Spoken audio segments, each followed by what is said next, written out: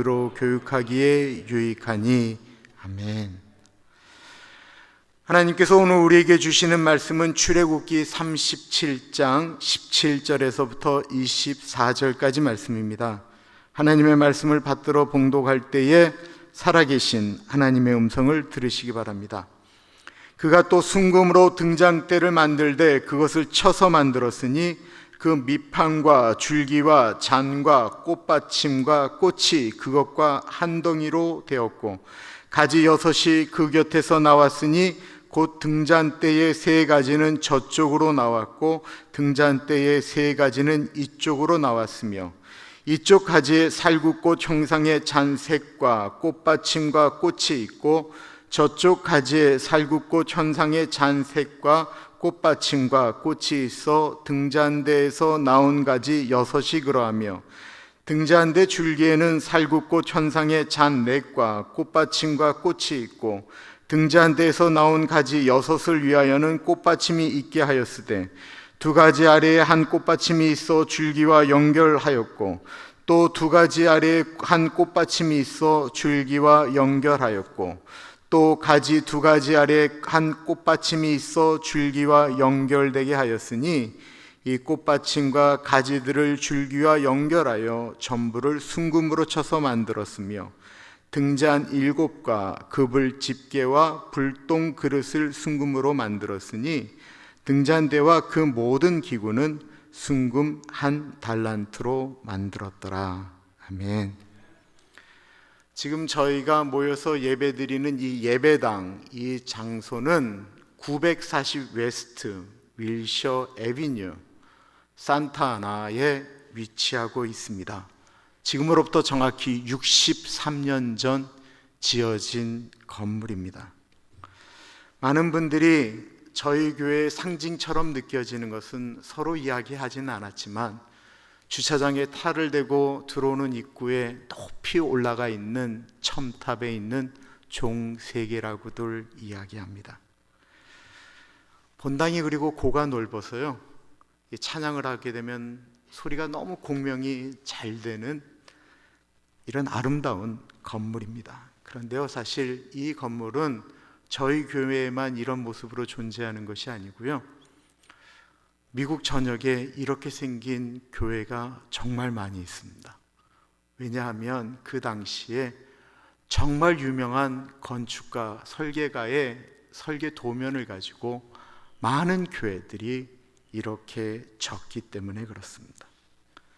그리고 지금 저와 여러분들은 서로 얼굴을 보고 저 사람의 얼굴이 이렇게 생겼구나 라고 생각하는 것을 느끼면서 예배를 드리고 있습니다.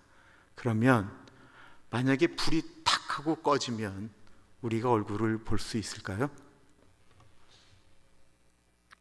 어머, 불이 꺼졌는데도 얼굴이 보이네요. 우리 얼굴이 보입니다. 이유는 창문을 통해서 빛이 들어오기 때문에 그렇습니다. 그러면 3500년 전에 하나님이 설계하신 그 성막도 불이 탁 하고 꺼지거나 뭐 되어지면 얼굴을 볼 수 있었을까요? 하나님이 만드신 그 성막은 창문이 없었습니다. 창문이 없었을 뿐만 아니라 어떤 세밀한 빛도 바늘구멍만한 틈도 없기 때문에 지붕은 4겹으로 덮었고요, 모든 옆편에 있는 종합목은 겹쳐서 딱딱 맞도록 들어가기 때문에 단 하나의 빛도 들어오지 않았습니다. 그래서 성막 안으로 들어가면 밖이 설령 낮이라고 해도 깜깜했고 밤에도 깜깜하였습니다. 그럼 그런 곳에서 제사장들은 어떻게 일을 할 수 있었을까요? 바로 어둠을 비추는 금잔대가 거기에 있었기 때문에 그렇습니다. 성막을 비추는 금등잔, 어둠을 밝히는 금등잔. 예배가 끝나면 우리는 성막에 대한 강의를 듣고 있는데요, 지금까지 2번의 강의를 들으면서 성막은 모두 후에 오실 예수 그리스도를 예표하는 증거다라고 우리는 분명히 배웠습니다. 그렇다고 한다면 이 금등잔은 말할 것도 없이 어둠을 밝히는, 스스로 당신을 가리켜 나는 세상의 빛이다라고 말씀하시는 예수 그리스도를 나타내는 것이 분명합니다. 그렇다고 한다면 이 금등잔은 어떻게 생겼고 어떻게 만들어졌을까요? 한번 볼까요? 저렇게 만들어졌다라고 이야기를 해요. 실제로 있지는 않은데 거의 보시면 저런 식으로 만들어져 있어요. 저 그림을 지금 머릿속에 정확히 넣으셔야 오늘 설교가 이해가 되고요. 조그마지 않고 제 허리 정도 올 정도로 크게 만들어진 것입니다. 그래서 옛날에는 금촛대라고 했는데 촛대라고 얘기하기는 너무 크기 때문에 요즘은 저것을 가리켜 금등잔이라고 성경에 이야기되기 시작했어요. 대략 정도로 한 5피트, 4.5피트 정도 되었다라고 이스라엘의 랍비들은 이야기를 해요. 그러니까 굉장히 큰 것입니다. 17절에 보면 그가 또 순금으로 등잔대를 만들되 그것을 쳐서 만들었으니 그 밑잔과 줄기와 잔과 꽃받침과 꽃이 그것과 한 덩이가 되었고 라고 표현하고 있어요. 24절에 보면 이 금등잔을 만드는 건 1달란트가 들었다고 이야기합니다. 1달란트는 60파운드 정도 되는 거예요. 한국 무게로 따지면 34kg, 60파운드 정도 되는 순금으로 저것을 만들었습니다. 어떻게 만들었는가라고 하면 17절에 쳐서 만들었다라고 이야기하고 있어요. 그러니까 부어서 만든 것은 금송아지예요. 그러나 이거는 사람이 일일이 망치로 두들겨서 파서 만들었다라고 하는 것입니다. 그러니까 금덩이 60파운드 정도 되는 금덩이면 얼마나 크겠어요. 그걸 일일이 계속 두들겨서 얇게 피기 시작해요. 얇게 펴질 때까지 수도 없이 계속 두들기는 거예요. 처음에는 크니까 아마 큰 망치로 두들겨도 됐을 거예요. 그런데 이게 한 덩이, 이게 뜯어지면 안 되거든요. 그 하나의 덩이를 가지고 저 멋있는 금등잔을 만들어야 되니까 계속 세밀하게 조심스럽게 계속 망치질을 해야만 했습니다. 그러니까 촛대 하나 만들어서 옆에 붙이면 쉬운 일인데 한 덩이를 조금씩 디자인하면서 이거를 만들어 갔다라는 것입니다. 어떤 부분은 세밀하게 두들기고 어떤 것들은 두껍게 만들면서 망치질을 했다고 생각해 보세요. 성막에 들어가는 것 중에 가장 만들기 힘들었던 것, 그것이 다름 아닌 이 금등잔이었습니다. 한 덩어리로 만들어야 했기 때문에 그렇습니다. 도대체 얼마나 두들기면 저 모양으로 만들 수가 있을까요? 얼마나 두들기면? 아마 수십만 번 두들기지 않았을까요? 더군다나 저 금등잔은 성막에 들어가는 기구 중에 유일하게 규격이 없어요. 규격이 없이 이런 모양으로 만들라라고만 하나님이 말씀하셨습니다. 그래서 저 금등잔이 그 깜깜한 전혀 빛이 들어오지 않는 그 성막 안에서 불을 비춰지기까지 저 금등잔은 수십만 번을 두들겨 맞아야만 했다라는 것입니다. 그래서 이 두들겨 맞는 이 아픔을 그리스도의 고난에 이야기합니다. 예수 그리스도가 이 땅에 빛이 되시기 위하여 그는 하나님이 원하시는 모든 것들을 다 맞추기 위하여 두들겨 맞기 시작했습니다. 하나님 나라 그 영광스러운 자리를 포기하고 하나님이셨던 당신이 만든 인간의 모양으로 내려왔습니다. 태어나실 때부터 불결한 환경, 말할 수 없는 추위 가운데 말구유에 누우셔야 했습니다. 아기 때 애굽으로 도망가셔야 됐겠고요. 그리고 선한 것이 없는 거친 벌판에 세워진 나사렛에서 자라나셨습니다. 아버지를 따라 몫으로 살았습니다. 그리고 그가 하나님의 일을 감당하실 때 수많은 사람들에게 외면당하고 버림받았습니다. 유대인의 전승에 의하면 여러 가지 전승이 있어요.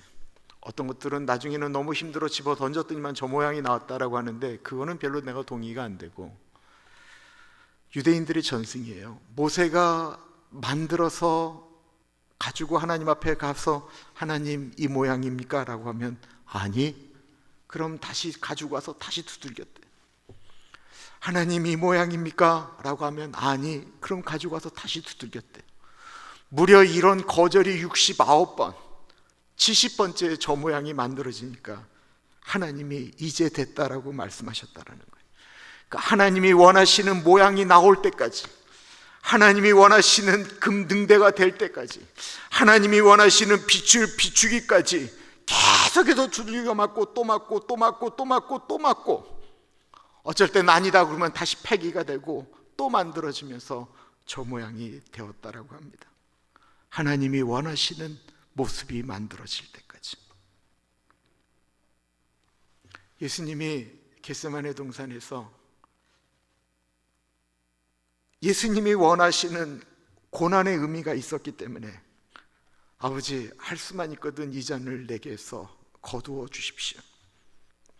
그러나 아버지가 원했던 두들김은 거기까지가 아니었거든요.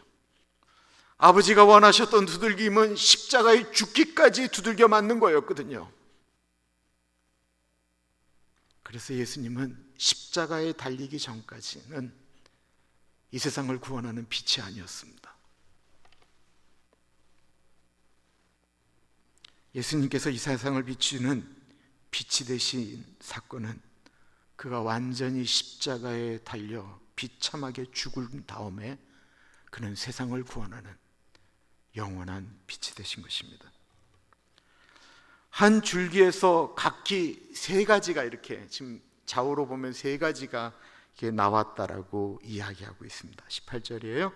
가지 6이 그 곁에서 나왔으니 곧 등잔대의 세 가지는 저쪽으로 나왔고 등잔대의 세 가지는 이쪽으로 나왔으며, 가운데 등잔이 올라가 있는 가운데 큰 줄기가 있잖아요. 줄기가 있고 그 옆으로 이렇게 세 개의 가지가 나왔다라는 거예요. 그래서 줄기는 좀 두껍게 올라가고 가지는 좀 얇게 올라갔습니다. 모두 그래서 불을 켜는 게 몇 개죠? 네, 7개입니다. 성경에서 7이라고 하는 숫자는 우리가 다 아시는 것처럼 완전하신 하나님을 나타내는 하나님의 숫자, 완전한 숫자라고 일반적으로 이야기합니다. 저게 완전하다라는 것입니다. 이것으로 충분하다라는 것입니다. 즉 7개의 등잔이 예수 그리스도시라고 분명히 우리가 느낀다면 이 세상의 구원의 빛은 예수 그리스도 한 분으로 충분하다라는 거예요. 그 성막에는 오직 저 빛, 예수 그리스도의 빛만 필요했다라는 것입니다. 그리고 다른 빛으로 빛을 비췄다가는 그 사람은 죽는 거예요. 마찬가지입니다. 세상에 예수 그리스도 외에는 구원이 없다라고 이야기하는데 사람들이 참빛이 아닌 거짓 빛을 붙들면 그거는 멸망으로 가는 길이다라는 것입니다. 요한복음 1장 9절에서부터 12절은 이렇게 말씀하고 있습니다. 참빛 곧 세상에 와서 각 사람에게 비추는 빛이 있었나니 그는 세상에 계셨으며 세상은 그로 말미암아 지은 바 되었으되 세상이 그를 알지 못하였고 자기 땅에 오매 자기 백성이 영접하지 아니하였으나 영접하는 자 곧 그 이름을 믿는 자들에게는 하나님의 자녀가 되는 권세를 주셨으니. 요한복음 8장 12절에는 예수님이 직접 내가 세상의 빛이다라고 선포하고 계십니다. 예수께서 또 말씀하여 이르시되 나는 세상의 빛이니 나를 따르는 자는 어둠에 다니지 아니하고 생명의 빛을 얻으리라. 각 등잔을 만들 때 이렇게 꽃 모양을 만들었어요. 그 꽃은 살구꽃 모양이라고 이야기합니다. 19절이에요. 이쪽 가지에 살구꽃 형상의 잔색과 꽃받침과 꽃이 있고 저쪽 가지에 살구꽃 형상의 잔색과 꽃받침과 꽃이 있어 등잔대에서 나온 가지 6이 그러하며. 아까 보면 등 밑에 이렇게 꽃받침이 이렇게 세워져 있잖아요. 저쪽에 보면 꽃받침처럼 생겨져 있는 것이 살구꽃이라는 거예요. 우리는 다 살구꽃을 잘 알고 있어요. 왜 잘 알고 있죠? 우리는 고향의 봄을 다 알기 때문에 그래요.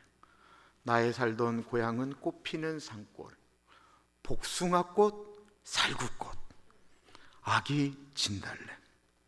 근데 성경에는 살구꽃이 몇 번 나오지 않습니다. 처음 나올 때는요, 창세기 30장에 야곱을 그의 삼촌 라반이 계속해서 부려먹는데 월급을 안 주는 거예요. 그러니까 야곱이 얘기하잖아요.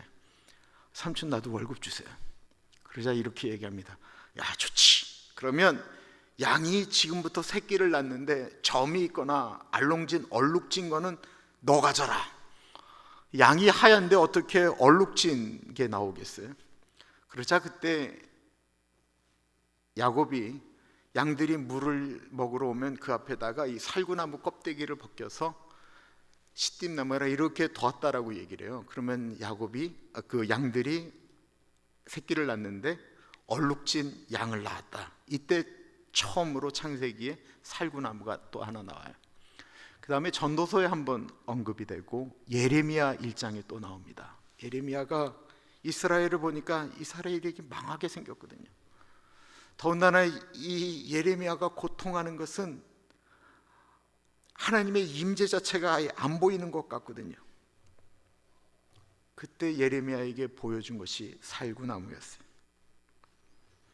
그리고 이 7 금초 때에 살구나무 이야기가 또 나오고 또 한 번 나오는데 아론이 들고 있던 지팡이에 살구 열매가 열렸다라는 이야기가 나와요.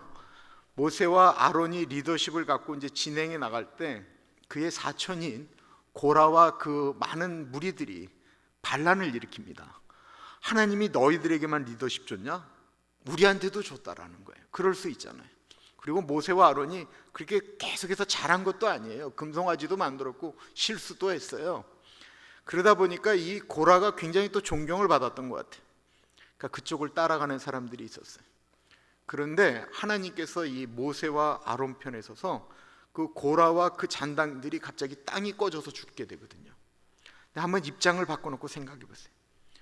애굽에서부터 고생을 했어요. 이 고라는 분명히 그 이스라엘 민족의 좋은 리더 중에 한 분이었을 거예요.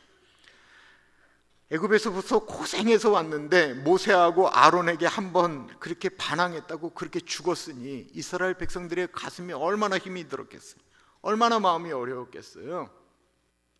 그러니까 막 분위기가 이렇게 확 다운되고 뭐 저런 리더들이 있어 뭐 이런 생각이 들 때 하나님이 직접 이스라엘 백성들에게 얘기하는 거예요. 각 지파의 지도자들은 자기 지팡이에다가 이름을 써서 나에게 가져와라. 그리고 아론도 자기의 지팡이에다가 이름을 썼어요. 다른 사람들이 생각했던 저게 제일 나쁘다라는 거예요. 모세 없을 때 금송아지 만든 아론이 제일 나쁘다라는 거예요. 그리고 그 12지팡이를 하나님의 성막 그 지성소 앞에 거기다가 이렇게 갖다 놨어요. 그리고 그 다음 날이 됐는데 이 아론의 지팡이, 그 죽은 지팡이에 살구 열매가 열렸다라고 이야기하고 있습니다. 민수기 17장 6절에서부터 8절이에요. 모세가 이스라엘 자손에게 말하며 그들의 지휘관들이 각 지파대로 지팡이 하나씩을 그에게 주었으니 그 지팡이가 모두 12이라. 그 중에 아론의 지팡이가 있었더라. 그 모세가 그 지팡이들을 증거의 장막 안 여호와 앞에 두었더라.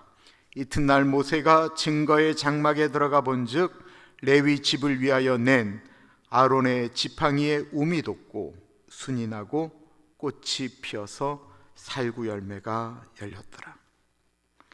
아론의 지팡이에서 살구 열매가 열렸다면 아론이 들고 다니는 지팡이는 뭐였을까요? 살구나무로 만든 것이었죠. 그럼 왜 살구나무였느냐라는 거예요. 우리가 부른 복숭아꽃, 살구꽃은 언제 피지요? 다시 한번 여쭐게요. 너무 어려웠나 봐요. 우리가 부른 복숭아꽃, 살구꽃은 언제 피지요? 봄에 펴요. 왜냐하면 그 노래 제목이 고향의 봄이에요. 고향의 봄. 고향의 봄에 이 꽃이 핀다라고 해서 살구꽃, 복숭아꽃이 이스라엘의 모든 나라 중에 가장 먼저 피는 꽃이 바로 이 살구꽃이라고 합니다.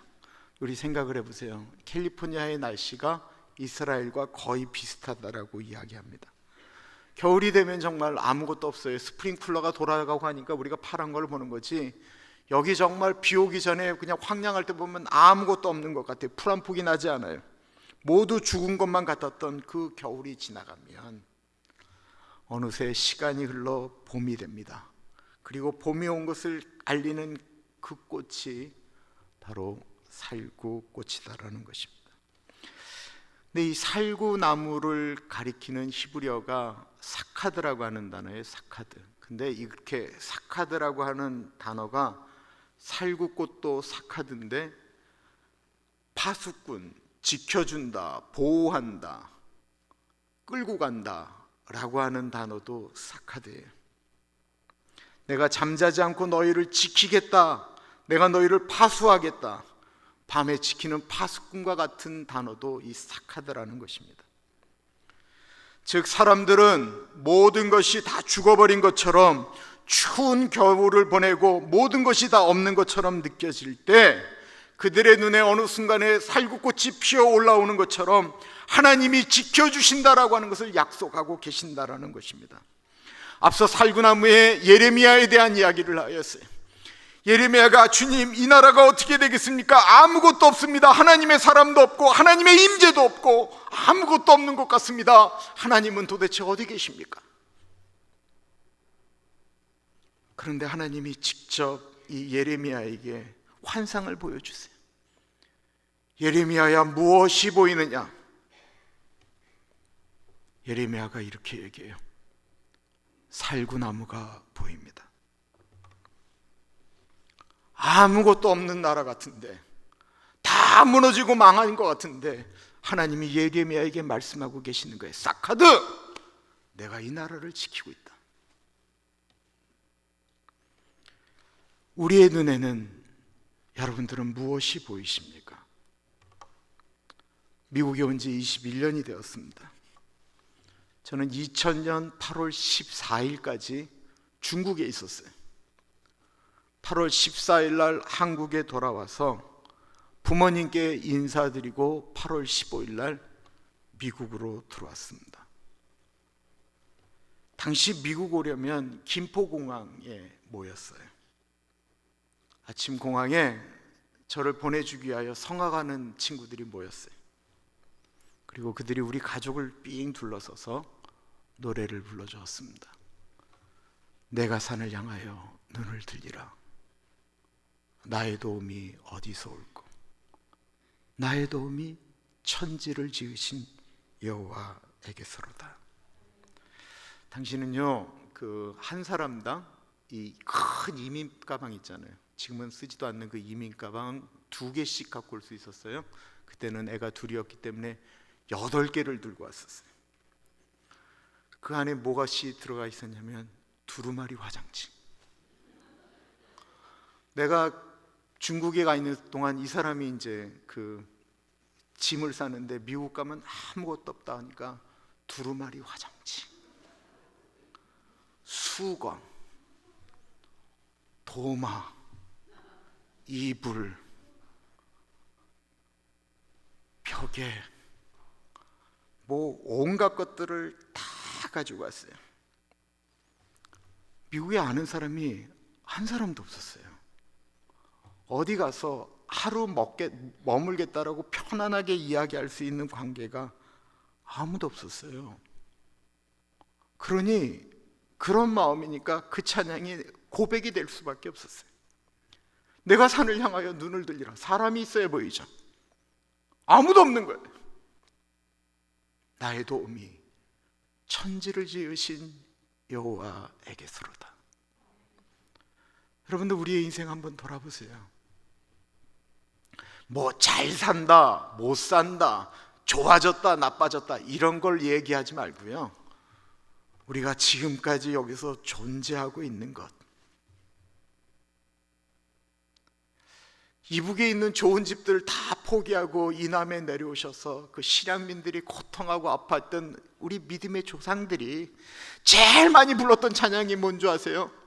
지금까지 지내온 것 주의 크신 은혜라. 저는 어릴 때 우리 아버지 엄마가 그거 부르는 거 정말 이해하기 어려웠어요. 복의 근원 강림하사 찬송하게 하소서 이해할 수 없었어요. 밥 먹기도 어려웠어요. 오죽 힘들었으면 쥐 잡아 먹었겠어요. 근데 살구꽃, 사카드, 하나님이 우리 보호하셔서 지금까지 온 거예요.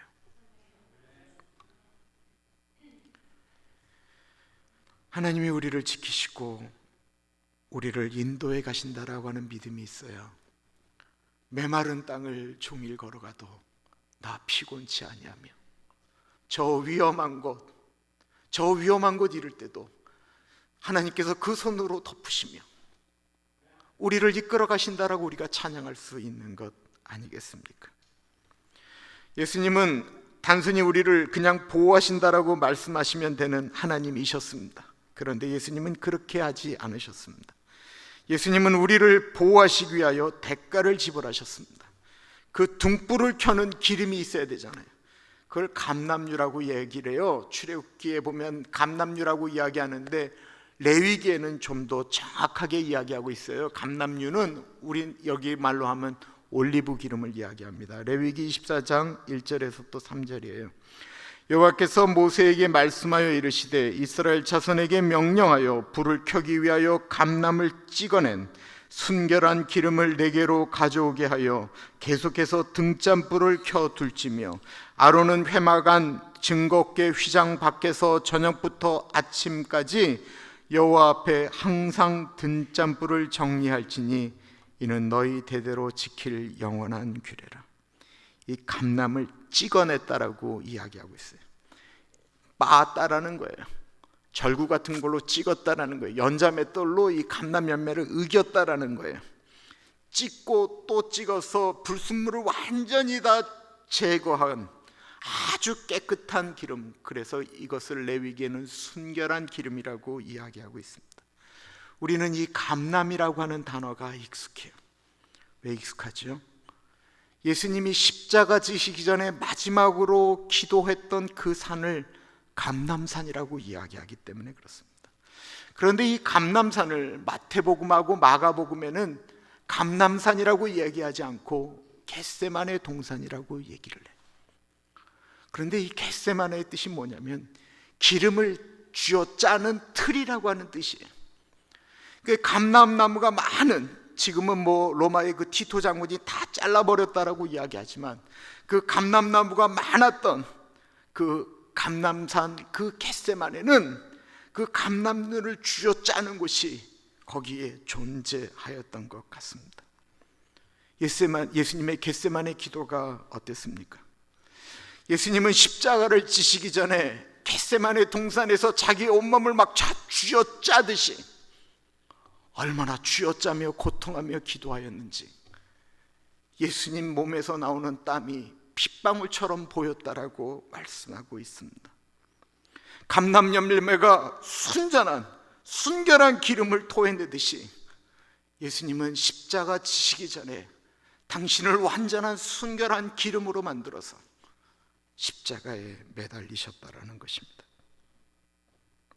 예수님은 십자가를 지셔서 이 세상에 빛이 되시는데 나는 세상의 빛이다라고 그냥 선포만 하신 것이 아니고 대가를 지불하셨다라는 것입니다. 우리들은 모두 다 누군가의 빛이 되고 싶어 합니다. 근데 세상에 빛이 되는 것, 누군가 어둠 가운데 있을 때 그에게 빛이 되는 것은 모두 대가를 지불해야 되는 거예요. 밝은 빛을 내는 데는 수많은 헌신이 필요합니다. 하나님 앞에 기도하며 자신의 생각이 아닌 하나님의 뜻을 구하며 하나님의 뜻, 나의 생각과 다르기 때문에 나의 생각을 내려놓기에는 너무너무 고통스럽기 때문에 기도하고 또 기도하고 또 기도해도 잘 안 되니까 쥐어짜는 거예요. 그래야 빛이 되는 거예요. 지난 화요일 애나 사모님이 화요일 날은 국률사역으로 1점 일찍 오세요. 이야기를 나눴는데 너무 가슴이 아팠어요. 저희 교회가 작년 한 해 동안은 같이 일을 했어요. 그때는 뭐 너무나도 많은 것들이 나가니까 정신도 없었고 뭐 이것저것 따질 수도 없었어요. 그러다가 올해 초 저희 교육자들이 모두 코로나 걸린 다음에 더 이상 우리 교회가 안전을 지키기 위해서 한국 분들이, 우리 교인들이 봉사하는 것을 중단하였어요. 애나 사모님하고 이렇게 얘기를 하는데 애나 사모님의 모습이 너무 지친 모습이었어요. 그런데 저한테 이런 말씀을 던지시는 거예요. 이거를 언제까지 해야 될까 기도하신다라는 거예요.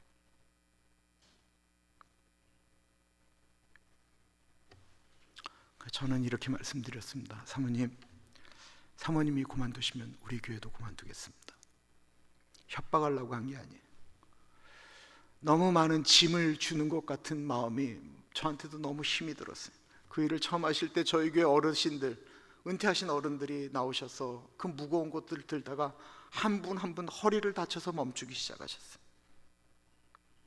다 젊은이들 보고 와서 일하라고 이야기할 수 없어요. 젊은 사람들이 일해야 되잖아요. 나가서 일을 해야 되잖아요. 그들 보고 왜 젊은이들은 안 돕냐라고 얘기하는 건 말이 안 돼요. 그분들은 나가서 일을 하셔야 돼요.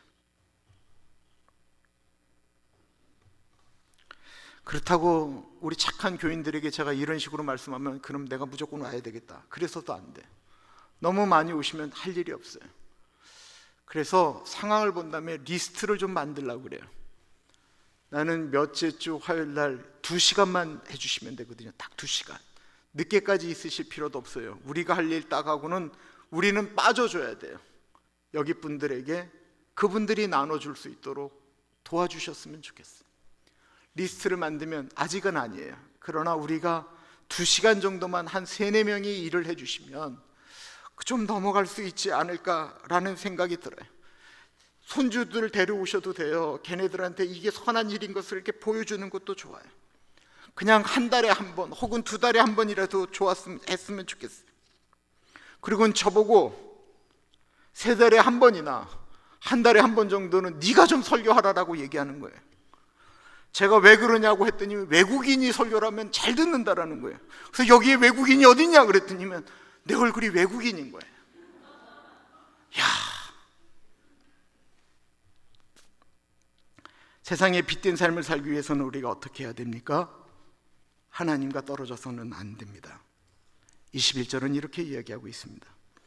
등잔대에서 나온 가지 6을 위하여는 꽃받침이 있게 하였으되 2가지 아래에 한 꽃받침이 있어 줄기와 연결하였고 또 2가지 아래에 한 꽃받침이 있어 줄기와 연결하였고 또다시 2가지 아래에 한 꽃받침이 있어 줄기와 연결하게 하였으니, 모든 가지가 저렇게 한 줄기에 다 붙어 있다라는 거예요.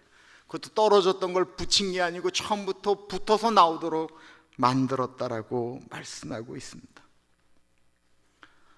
저 줄기에 떨어져 있지 않아야 밝은 빛을 냅니다. 우리의 빛 되신 예수님께서 우리에게 뭐라고 말씀하셨습니까? 요한복음 15장입니다. 내 안에 거하라, 나도 너희 안에 거하리라. 가지가 포도나무에 붙어 있지 아니하면 스스로 열매를 맺을 수 없음같이 너희도 내 안에 있지 아니하면 그러하리라. 나는 포도나무요 너희는 가지라. 그가 내 안에 내가 그 안에 거하면 사람이 열매를 많이 맺나니 나를 떠나서는 너희가 아무것도 할 수 없습니다. 사람이 내 안에 거하지 아니하면 가지처럼 밖에 버려져 마르나니 사람들이 그것을 모아다가 불에 던져 사르느니라. 예수님 없이 혼자 살겠다, 이거 죽는 것이다라는 것입니다. 예수님 필요 없다라는 것은 이 세상을 제대로 살지 않겠다라고 하는 것을 의미하는 것뿐만 아니라 더 무서운 것은 심판대에 살 때 주님이 모른다고 하면서 불에다가 내보내겠다라고 말씀하고 있는 거예요. 우리가 지금 예배당에 와서 예배를 드린다고 주님 앞에 붙어 있는 것은 아닙니다. 우리의 마음이 주님 앞에 붙어 있기까지 하나님 아버지 몸부림쳐야 된다라는 거예요. 더 무서운 거는 우리가 예배당에서 예배 드릴 때는 주님과 붙어 있는 것 같아요. 그러나 저 교회당을 나갈 때, 예배당을 나갈 때, 그때 우리는 주님 앞에 붙어서 한 주일간을 사는 것입니다. 구약시대의 성막의 유일한 빛은 금등대였습니다. 그리고 이 금등대는 예수 그리스도의 예표였습니다. 오늘날 이 시대의 유일한 빛은 오직 예수 그리스도이시죠. 이 교회의 유일한 빛도 예수 그리스도이십니다. 그런데 우리는 거기서 끝이 나면 안 된다라는 거예요. 예수 그리스도가 빛이신데 예수님은 그 빛을 우리 보고 이 땅 가운데 비추라고 말씀하셨다라는 것입니다. 나는 세상의 빛이라고 말씀하셨던 그 예수님이 우리들을 바라보면서 너희는 세상의 빛이다라고 말씀하셨어요. 그리고 우리가 그 얘기는 수도 없이 들었습니다. 많은 분들이 교회 안에서 예수의 빛이기를 원합니다. 교회에는 그 빛이 필요 없습니다. 왜냐하면 교회의 빛은, 성막의 빛은 예수 그리스도 한 분으로 충분하기 때문에 그렇습니다. 그보다 우리의 눈이 좀 더 다른 곳으로 달려갔으면 좋겠습니다. 제가 기타를 배울 때 기타 중에 이렇게 하이 코드라고 그래요. 이렇게 더 이렇게 뒤로 잡는 때는 이 손 운지가 달라져요. 이 하이 코드로 연습했던 노래가 하나 있었어요. 그게 작은 불꽃 하나가라고 하는 곡인데요. 여러분들 제가 그거 기타 치면서 찬양하면 뒤집어지실 거예요. 그래서 뒤집어지실까 봐 제가 보여드릴 수는 없어요. 근데 이 곡이 히피들이 만든 곡이라는 걸 우리가 너무 잘 알아요. 히피들, 60년대 히피들은 마리화나가 히피의 상징이었어요. 찢어진 청바지, 장발, 맨발, 통기타, 이런 것들이 히피들이었어요. 근데 여전히 히피 가운데 있었던 사람들이 우리가 잘 아는 것처럼 지금은 돌아가셨지만 척 스미스 목사님이 은혜 받은 다음에 헌팅턴 비치에 가서, 라구나 비치에 가서 거기에 그냥 널려져 있는 히피들에게 복음을 전했는데, 그 히피들 중에 은혜를 받은 사람들이 마라나타 싱어즈라고 하는 것을 만들게 됩니다. 그들의 모습은 여전히 히피였어요. 그들이 불렀던 노래 중에 우리가 너무 잘 아는 노래가 우물가의 여인처럼 난 구했네. 히피들의 고백이잖아요. 너희는 먼저 그의 나라와 그의 의를 구하라. 그리고 이 작은 불꽃 하나가. 근데 이들이 경험한 예수 그리스도, 자기들은 늘 마리아나 피는 그 불빛이 그냥 온전한 자기들을 구원하는 빛인 줄 알고 그냥 해롱해롱한 상태로 그냥 해변가에서 자고 먹고 자고 하면 이게 다인 줄 알았는데 그게 아니었다라는 거예요. 그리고 이들이 팀을 만들어서 비치에 나가서 자기하고 똑같은 모습을 가진 사람들에게 복음을 전하기 시작했어요. 2절 가사가 이렇습니다. 새싹이 돋아나면 새들은 지저귀고 꽃들은 피어나 화창한 봄날이라네. 산 위에 올라가서 이 복음 외치리. 내가 경험한 그 예수 그리스도, 그 예수 그리스도를 전하겠다고 그 히피들이 그 모습 그대로 나가서 자기하고 같이 먹고 살던 젊은이들에게 이 복음을 전했다라는 거예요. 그리고 지금의 갈보리 교회, 갈보리 방송, 갈보리 수양관, 갈보리 신학교가 만들어졌습니다. 우리 안에 있는 예수 그리스도, 우리의 빛 되신 예수 그리스도가 우리 안에 정말 있습니까?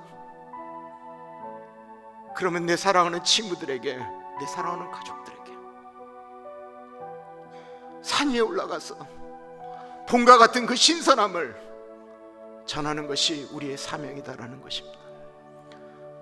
세상의 빛.